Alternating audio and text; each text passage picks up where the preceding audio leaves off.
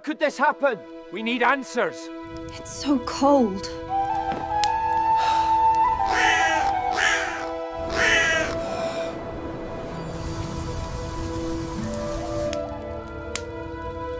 We are accustomed to thinking of travel as a way to relax and see the world.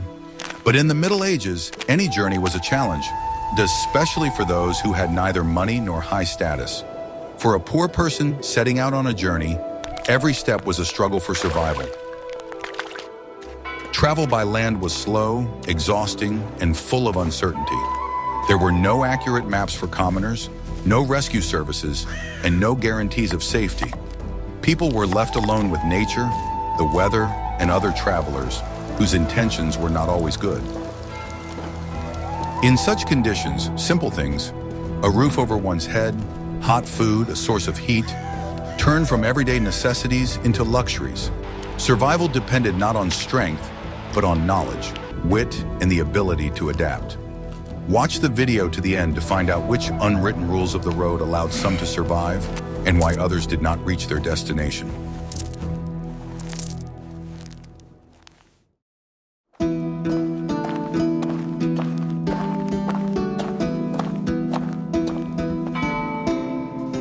Contrary to the widespread and deeply rooted belief about the static nature of medieval society, the poor in the Middle Ages did not sit idly in one place, chained to the land by invisible chains of feudal obligations.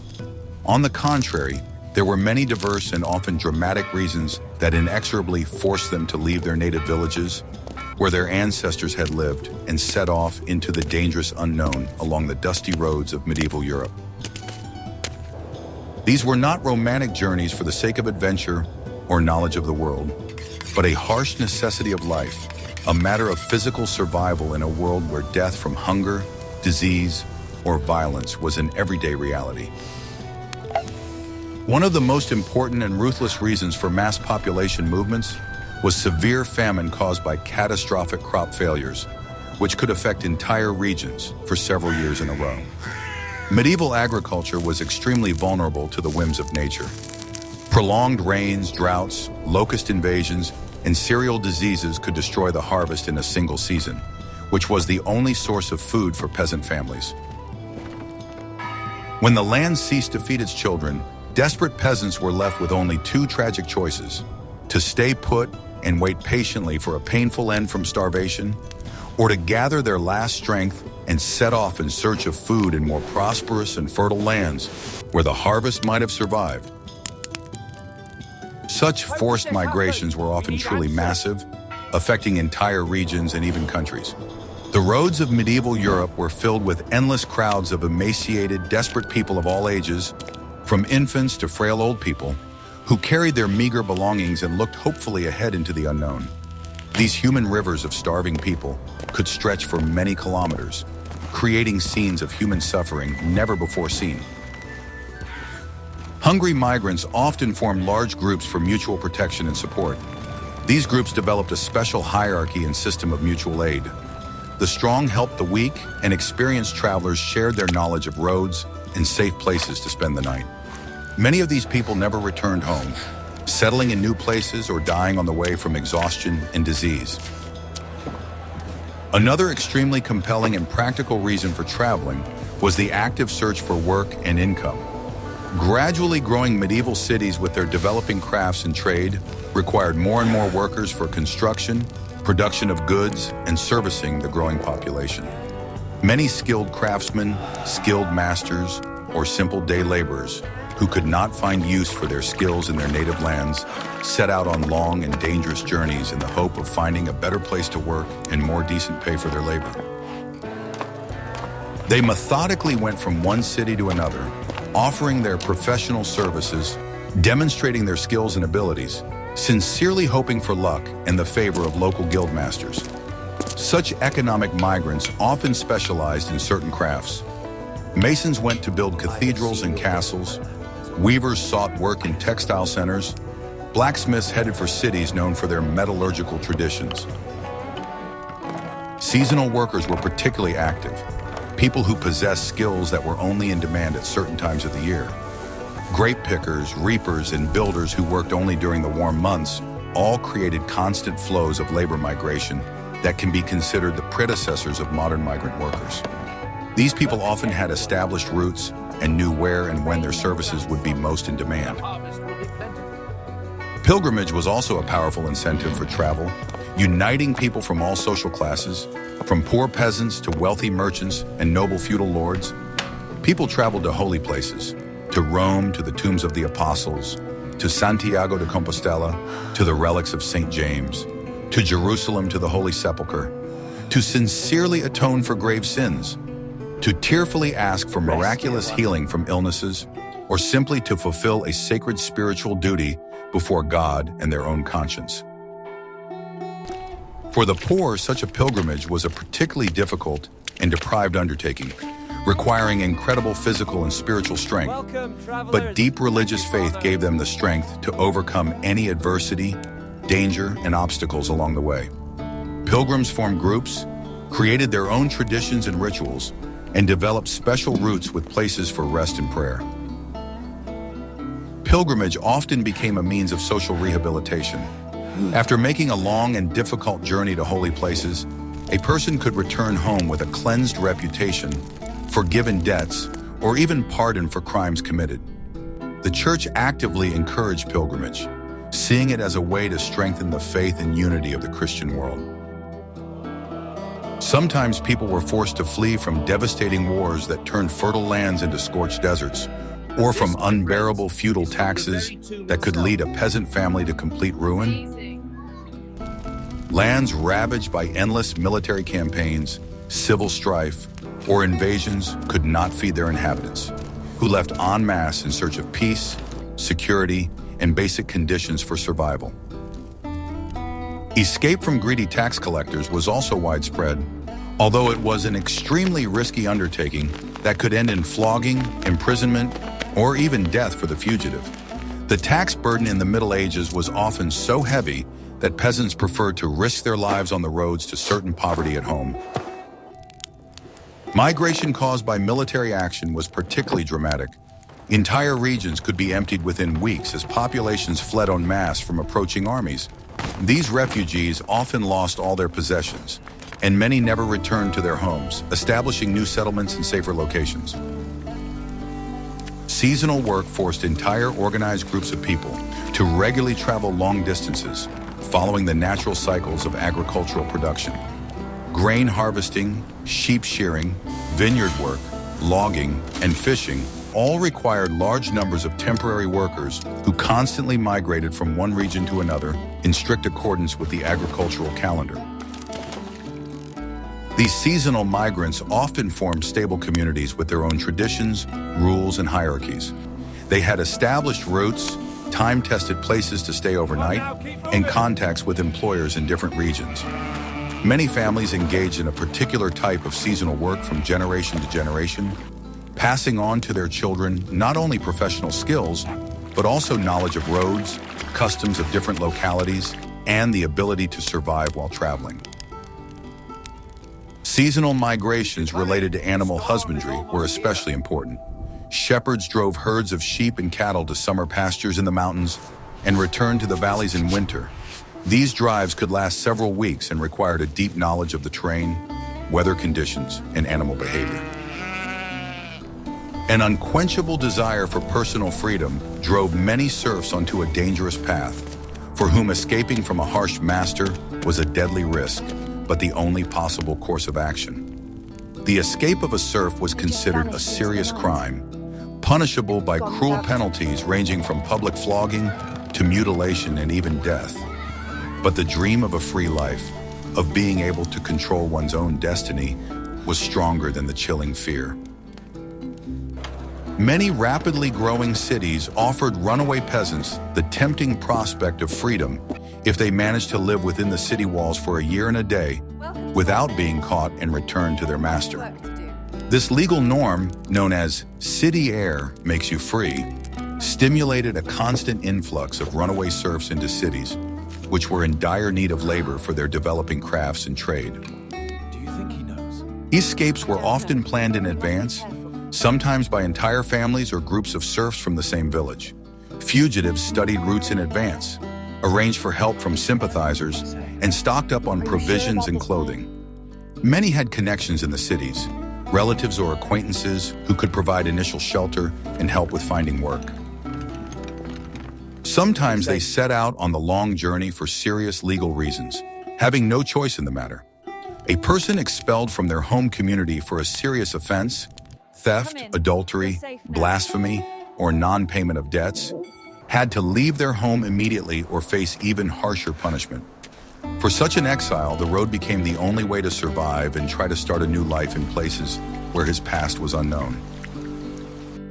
Exile was one of the most severe forms of punishment in medieval society, as it deprived a person not only of their home and familiar surroundings, but also of the protection of their native community, legal support, and social ties. Exiles often became bandits, beggars, or mercenaries, as other means of survival were closed to them. The fate of female exiles was particularly tragic, as they were even more vulnerable on the road and had fewer opportunities to earn a living. Many of them joined the ranks of prostitutes or became servants in homes where no unnecessary questions were asked about their past. Young people, especially those from artisan and wealthy peasant families, often set off on long journeys to see the world, gain life experience, and learn new crafts or knowledge. This was a kind of informal education that allowed them to learn about different customs, traditions, crafts, and people, greatly broadening their horizons and acquiring valuable practical skills.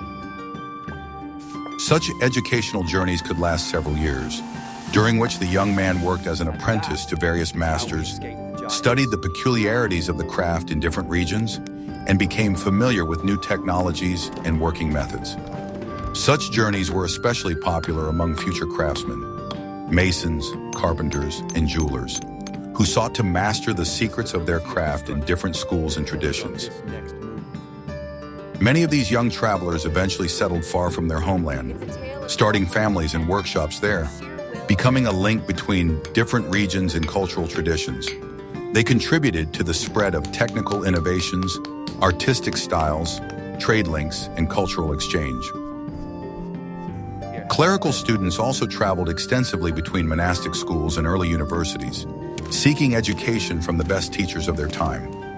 These scholarly pilgrimages contributed to the formation of a pan-European intellectual culture and the exchange of knowledge.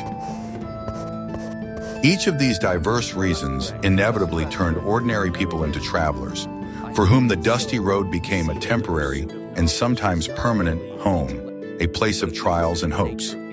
Medieval roads witnessed countless human dramas. Dreams and disappointments met here.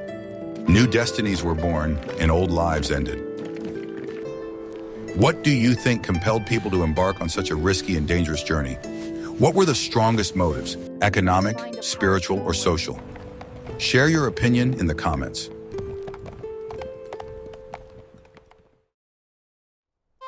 We must go there.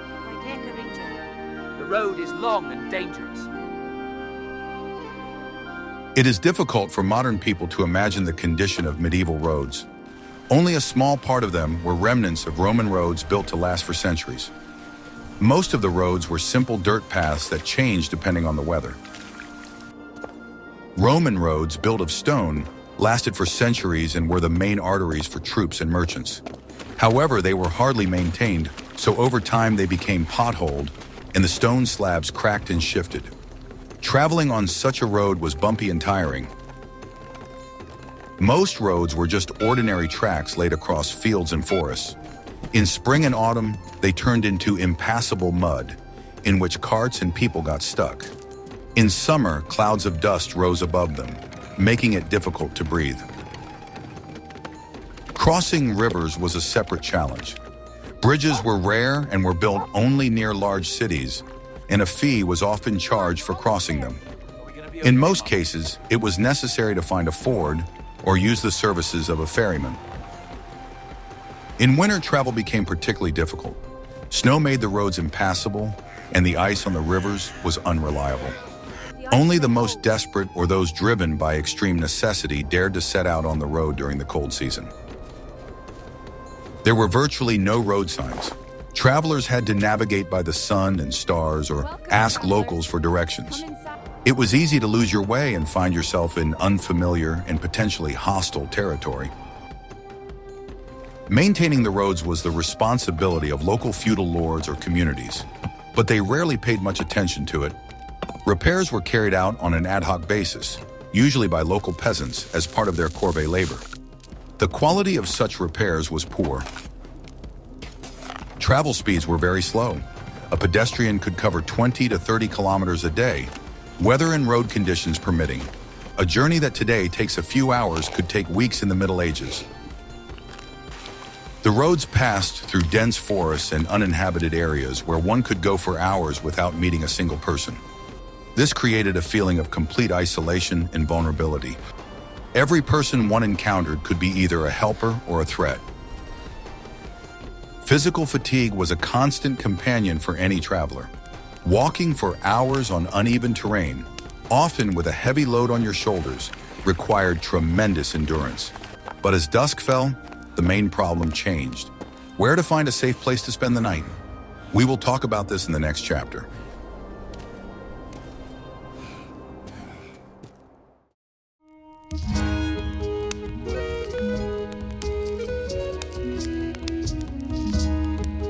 For a poor man who did not have money for an inn, night often meant having to settle down for the night under the open sky.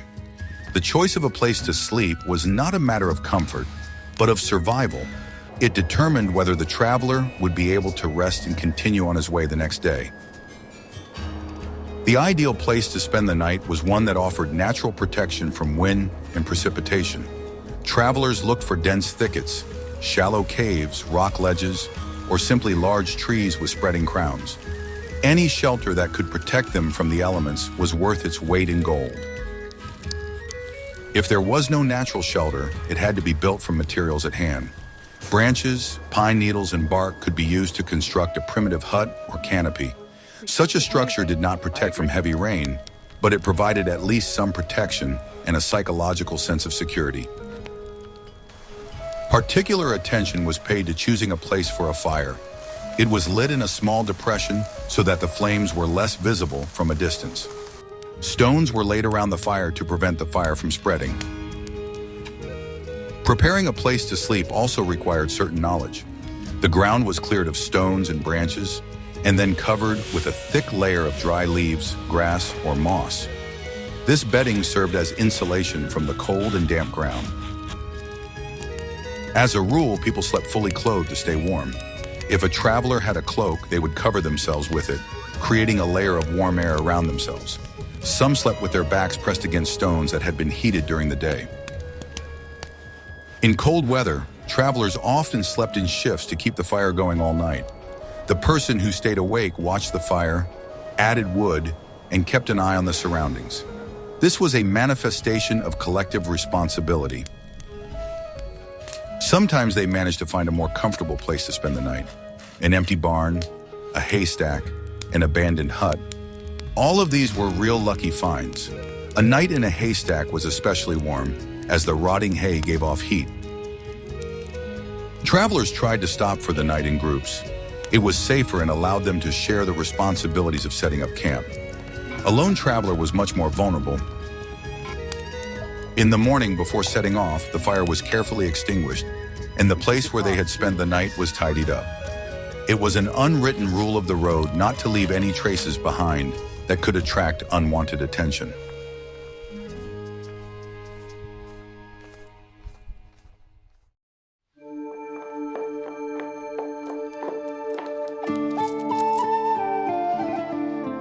For those weary travelers who had even a few coins jingling in their purses, an inn or tavern was a real salvation from the dangers and hardships of the road. These vital establishments served not only as simple places to spend the night, but also as true centers of social life, information hubs where the fates of people from all corners of the medieval world intersected. Here you could find out the latest news from distant lands, find reliable traveling companions to continue your journey, or hire an experienced guide who knew the safe roads and dangerous places. A medieval inn bore little resemblance to a modern comfortable hotel with its amenities and service. It was a large, usually 2- or 3-story building, often built around a spacious courtyard where you could safely leave your cart, wagon, or pack animals under the supervision of grooms. Living conditions were very basic and harsh, with no privacy or comfort in the modern sense of the words. The main building was usually constructed of local stone or thick wooden beams, with strong walls capable of protecting against bad weather and uninvited guests. The windows were small and often without glass, closed with wooden shutters. The roofs were covered with straw, tiles, or wooden shingles, depending on local traditions and the wealth of the owner. The layout was designed for maximum functionality. The ground floor housed a tavern, kitchen, and storage rooms. The first floor had shared sleeping quarters for guests, and the second floor, if there was one, had the owner's private quarters and more expensive rooms for wealthy guests. The courtyard served not only as a place for carts, but also as the center of the entire inn's life. Horses were fed here, harnesses were repaired, and deals were made. The vast majority of guests slept in one large common room, right on the floor, covered with a thick layer of straw, which served as the only bedding between the body and the cold stone slabs or wooden planks. For an additional fee, it was possible to get a place on a wooden bench against the wall, or even on a massive dining table, which was considered a considerable luxury. Real beds with straw mattresses were very rare and were intended exclusively for the wealthiest guests, merchants, noble pilgrims, or representatives of the clergy. The straw on the floor of the common bedrooms was changed very rarely, usually no more than once a month, so it inevitably became infested with fleas, bed bugs, and other unpleasant insects that tormented sleepers throughout the night. Travelers slept huddled together, pressed tightly side by side with complete strangers of various origins and social statuses. This circumstance required constant vigilance and caution so as not to lose their modest belongings, wallets, weapons, spare clothes, or food. On cold nights, the proximity of other bodies was a blessing, providing extra warmth, but in summer, such crowding became torture. The air in the shared bedrooms was stale and heavy from the breath of dozens of people, the smell of unwashed bodies, damp clothes, and rotting straw. Ventilation was minimal, just a few small windows that were tightly closed in winter. Taverns were almost always located on the ground floor of the inn, occupying the most spacious rooms. It was a noisy, smoky, and lively place where weary travelers could eat hot food, drink local wine or beer, and rest properly after a long and exhausting day on the road. Important business deals were made here. Incredible stories about distant lands and their wonders were told, and useful acquaintances were made that could change a person's fate. The atmosphere of the tavern was unique. It was a mixture of the smells of roasted meat, spilled wine, tobacco smoke in later periods, sweat, and leather. Long wooden tables and benches were arranged to accommodate as many guests as possible. A fire was always kept burning in the hearth, over which meat was roasted on a spit or stew was cooked in a cauldron. The tavern owner or his wife personally kept order, settled disputes, and controlled the quality of food and drink. Servants, usually the owner's daughters or hired girls, served food and drinks, cleared tables, and kept the place clean. Working in a tavern was hard and dangerous. Drunk guests could be aggressive, and working conditions left much to be desired. The quality of service and living conditions depended largely on the geographical location of the inn. In large trading cities located on important routes, it was possible to find quite decent inns with separate rooms, relatively clean beds, and a varied menu. Such establishments served wealthy merchants, diplomats, high-ranking pilgrims, and other affluent clientele. In rural areas, especially in remote villages, travelers had to be content with the most primitive conditions. Often it was just a peasant's hut where, for a small fee, travelers were allowed to spend the night in a barn or even in a dwelling next to the owners and their livestock. The food was simple: bread, porridge, sometimes milk or sour milk. At state borders and in particularly dangerous places, inns often turned into real fortresses with high walls, gates, and armed guards. Security was more expensive here, but at least you didn't have to worry about being attacked by robbers or wild animals. Innkeepers were often very enterprising and, unfortunately, not always honest people who saw every traveler primarily as a source of income. They could cheat a trusting guest without remorse, especially if he was a foreigner and did not know local customs and prices well. Diluting wine with water was common practice, as was selling stale food or using poor quality ingredients. Experienced travelers had to be constantly on guard, checking their change, tasting food and drinks, and keeping an eye on their belongings. Many innkeepers were in cahoots with local thieves or even bandits, providing them with information about wealthy guests and their itineraries. It's about a man from the north. However, there were also honest, hospitable innkeepers who valued their reputation and tried to provide their guests with maximum comfort within their means. Such establishments quickly gained popularity among travelers, and word of them spread along all the roads. In addition to people, inns also provided shelter for numerous animals: horses, mules, donkeys, and oxen, which were indispensable companions for medieval travelers. These animals were kept in special stables and stalls, which were often adjacent to the main building or located in the courtyard. The smells of manure, hay, animal sweat, and the sounds of horses neighing, oxen mooing, and leather harnesses creaking were an integral part of the atmosphere of any inn. The animals were cared for by special grooms who fed, watered, cleaned, treated minor injuries, and ensured that the harnesses were in good working order. The quality of animal care was an important indicator of the level of the inn. Experienced travelers knew that poor treatment of horses meant poor quality of all services. Animal feed, hay, oats, barley, was stored in special barns and cost extra money. Many travelers skimped on feed for their animals, which could lead to their illness or death on the road. Despite all the everyday inconveniences, unsanitary conditions, and the possibility of deception, inns provided travelers with the most important thing: a roof over their heads and relative safety in the dangerous world of medieval roads. Strong walls provided reliable protection from the elements, rain, snow, wind, and the presence of other people and sometimes armed guards deterred wild animals, wolves, bears, and robbers. For travelers exhausted by a long journey, this was the most important and valuable thing. Many inns had their own wells or water sources, which was vital in arid regions.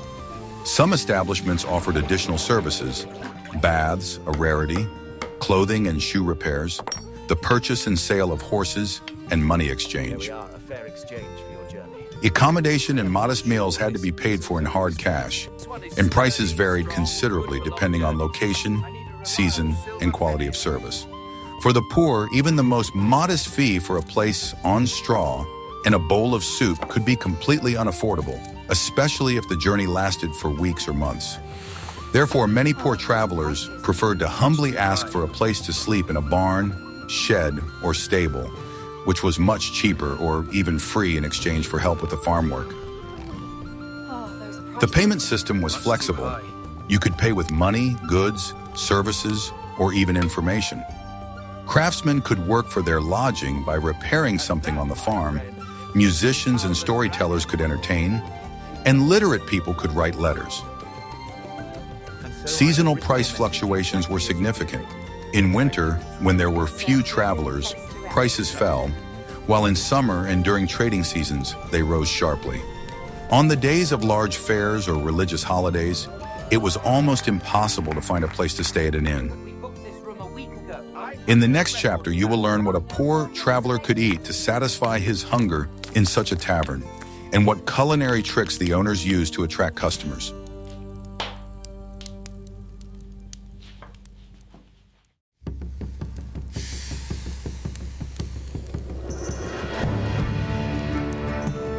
The question of food was one of the most pressing for poor travelers. Without enough food, it was impossible to endure the physical exertion of a long journey. The diet was meager and monotonous, and obtaining food required constant effort. Bread was the staple food. It was coarse rye or barley bread that did not go stale for a long time. It was bought in villages or baked by the travelers themselves if possible. Another important food was cheese. Hard, salty cheeses could be stored for weeks and were a good source of protein and fat. A piece of cheese and a slice of bread often made up a traveler's entire lunch. If funds allowed, hot soup could be bought in taverns. It was usually a simple vegetable soup made with water, sometimes with a small amount of meat or fish added. Such food warmed you up and restored your strength. Most of the diet consisted of whatever could be found along the way. Edible roots, berries, mushrooms, wild fruits. All of these were eaten. However, gathering edible plants required knowledge in order to avoid poisoning from poisonous ones. Hunting and fishing were another way to obtain food. Simple snares for small game or a homemade fishing rod could provide the traveler with meat or fish. But hunting in foreign forests was often prohibited and punishable by law. Travelers carried a small supply of salt with them. Salt was not only a seasoning, but also a preservative. It could be used to salt a small piece of meat or fish to preserve it for several days. Water was drunk from rivers, streams, and wells. The quality of such water was questionable, so experienced travelers tried to boil it if it was possible to build a fire. Sometimes a little wine was added to the water for disinfection. Travelers often had to ask for food in villages or monasteries. Almsgiving was common, and many peasants and monks shared bread or soup with travelers. However, such generosity could not always be counted on. Planning food supplies was critically important. Travelers had to calculate how much food they would need until the next settlement, where they could replenish their supplies. A mistake in calculations could lead to starvation.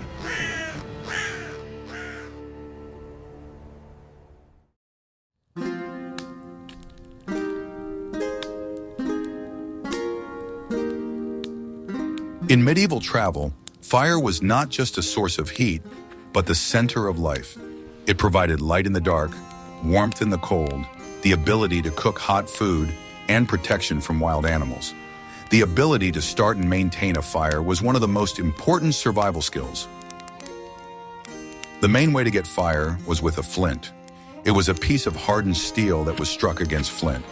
The sparks that flew out landed on tinder, a flammable material that started to smolder. Dried moss, tinder fungi, and fluffed flax fiber were used as tinder. The tinder was carefully stored in a dry place, as its condition determined the ability to quickly start a fire.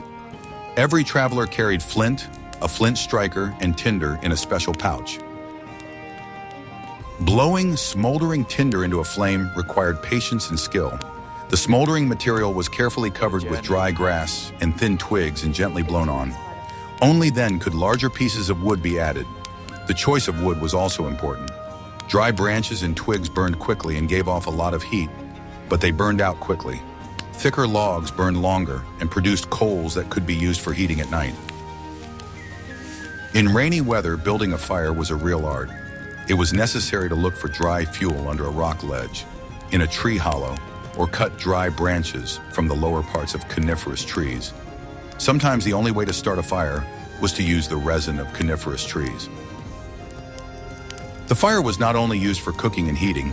The bright flames scared away wild animals that could pose a threat at night. The smoke from the fire drove away insects, which were a real nuisance in the warm season.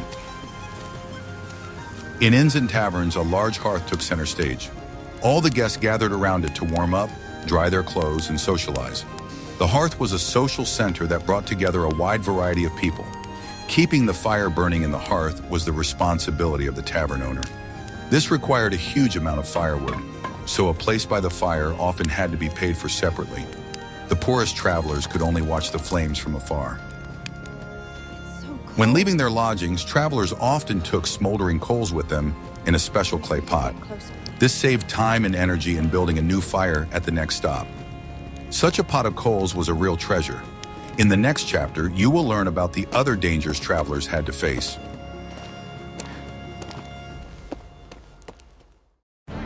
Fresh bread here. Meat! Get your meat here! Watch your purse, stranger. In addition to physical difficulties, medieval travelers also faced social dangers. In a world without a unified legal system or police, people could only rely on themselves. Interacting with others required caution and insight. Not all fellow travelers were honest people. Some might join a traveler or group with the sole purpose of waiting for the right moment to steal their belongings.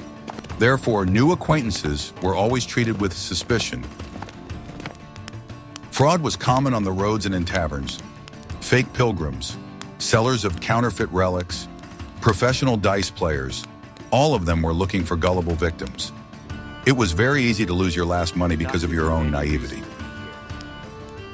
Local residents were not always friendly to strangers. Every village or town had its own laws and customs, and violating them could lead to serious trouble.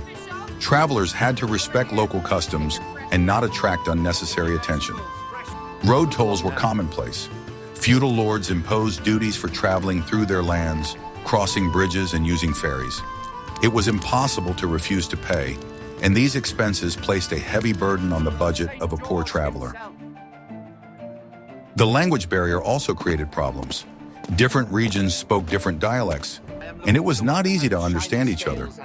Misunderstandings could lead to conflicts over nothing. Accusations of vagrancy were a serious threat. The authorities in many cities were suspicious of strangers without a specific occupation. Such a person could be arrested, expelled from the city, or even forcibly sent to public works. Dishonest innkeepers and tavern owners could not only cheat travelers, but also collude with robbers. They would report wealthy guests and then receive their share of the loot. Choosing a reliable place to spend the night was very important. The lack of identity documents made travelers vulnerable. Anyone could accuse them of a crime, and it was almost impossible to prove their innocence. The word of a local resident always carried more weight than that of a stranger. In the event of conflict or injustice, a poor traveler had nowhere to complain. Courts were expensive and primarily protected the interests of local and wealthy people. The only protection was one's own caution and ability to avoid conflict situations.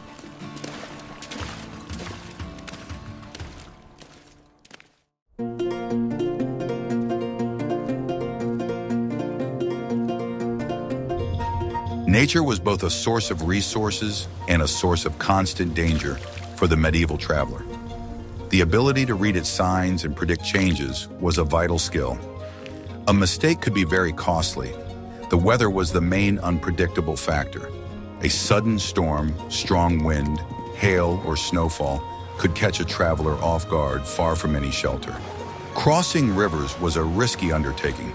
Fords could be deep, with strong currents and slippery rocks at the bottom. Falling into cold water could lead to hypothermia or the loss of valuable belongings. Dense forests posed the danger of getting lost.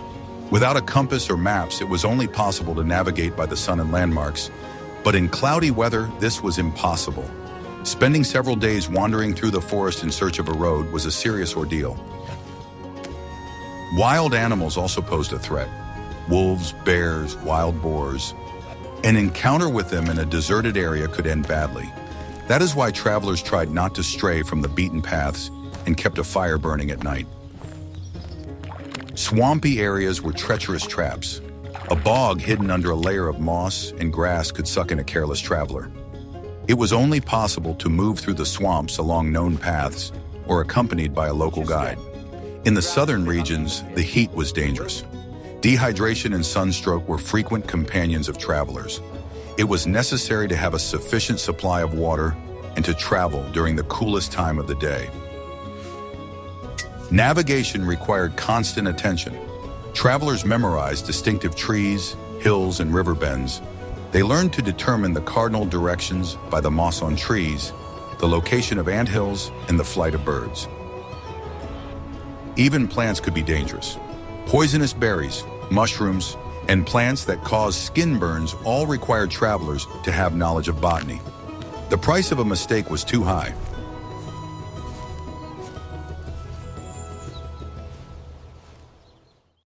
Potage is very good. Yes, the bread is fresh also. In a world full of danger and uncertainty, Monasteries were true islands of safety and civilization for travelers. The church considered helping travelers a charitable act, so the gates of most monasteries were open to all who were in need. Monasteries were often located at the intersection of important roads or in secluded places where there was no other accommodation for many kilometers. For a weary traveler, the monastery walls were a symbol of salvation. Here one could find shelter, food, and protection. Monasteries had special houses for travelers, or guest houses. The conditions there were simple, but always cleaner and safer than at inns. Travelers were provided with a place to sleep, simple food, and the opportunity to wash. Monastic food was modest but filling. It usually consisted of bread, vegetable soup, and sometimes cheese or milk. Unlike innkeepers, monks did not try to cheat or profit from travelers. They shared what they had. Monks often possessed medical knowledge. In monastery hospitals, it was possible to receive help for injuries or illnesses. Monks knew the properties of medicinal herbs and were skilled in performing simple surgical operations. For educated travelers, monastery libraries were a source of knowledge. Here one could read books, make copies of maps, or simply talk to learned monks. It was a rare opportunity for intellectual communication. Path through the mountains is Monasteries served as a kind of information center. Travelers who stayed there exchanged news from different lands. This is how monks and other travelers learned about political events, wars, and epidemics. I believe No money was required for shelter in a monastery. However, it was considered good manners to leave a small donation or help the monks with their chores. Travelers could work in the garden, chop wood, or help in the kitchen. Some monasteries located in hard-to-reach places, such as in the mountains, served as rescue stations. Monks searched for lost travelers, helped them cross mountain passes, and provided shelter during bad weather. Thus, monasteries were an essential part of the infrastructure of medieval roads. They served as hotels, hospitals, information centers, and rescue services. Without their help, it would have been much more difficult to survive on the road.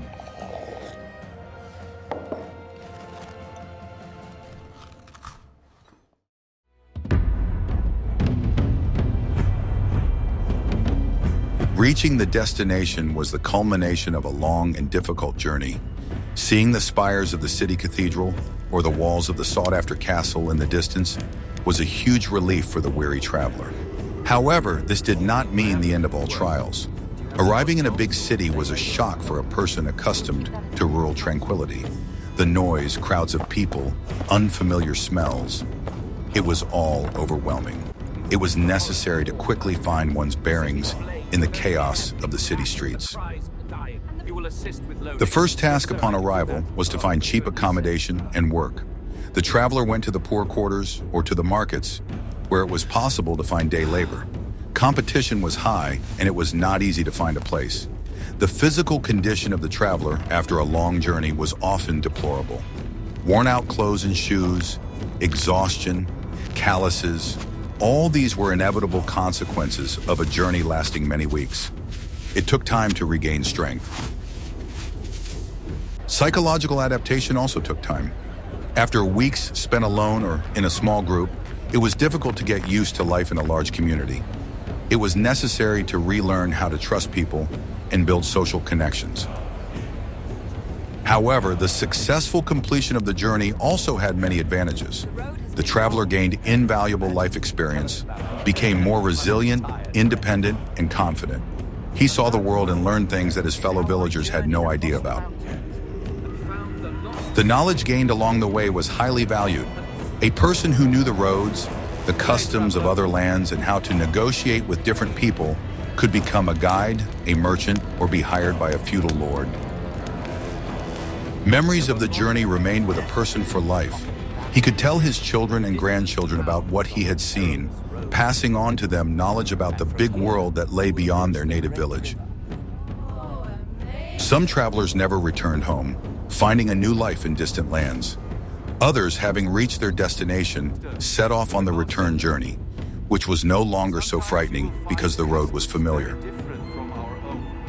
Travel in the Middle Ages was not simply a matter of moving from one point to another. It was a profound existential test that changed a person forever. Those who endured it proved not only their physical strength, but also their strength of spirit.